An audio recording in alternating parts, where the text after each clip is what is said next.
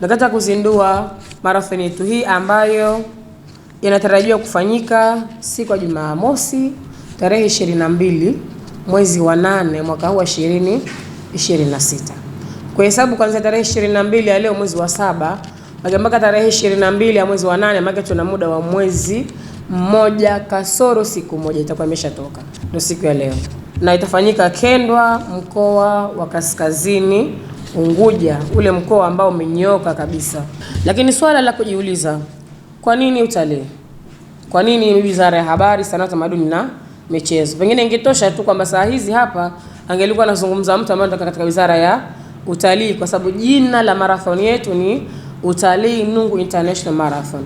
Lakini unapotaja kitu marathon, maana yake unagusia michezo. Na michezo ipo kwenye wizara mama ambayo Mheshimiwa Rais ameiunda, Wizara ya Habari, Sanaa, Utamaduni na Michezo. Hivyo basi shughuli za kitalii hapa Zanzibar zinafanya kazi kubwa na ndio zimetawala uchumi wetu.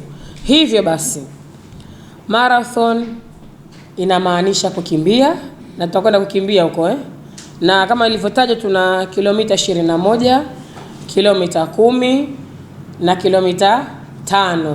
Sisi tutakimbia kwa lengo la kwenda kutangaza utalii wetu. Kwa hiyo tutatumia marathon kujenga afya za watu wetu, lakini pia tutatumia marathon hii kutangaza zaidi utalii wetu wa Zanzibar.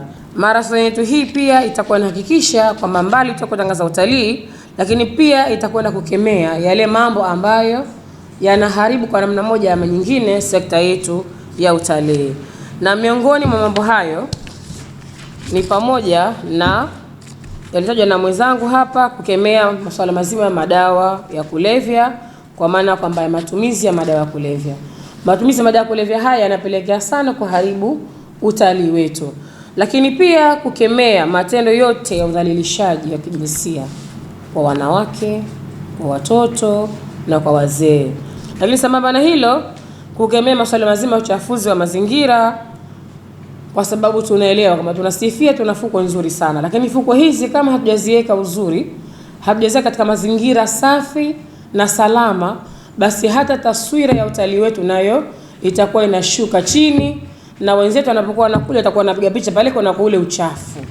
Kwa hiyo pia ni katika kuona kwamba tunaendelea kuimarisha mazingira mazuri ya fukwe zetu na mazingira mengine yote, ili sekta ya utalii iwe inakwenda vizuri sana. Na niendelee kutoa wito kwa wadau wote, zuri liungwe mkono, zuri tulifanikishe.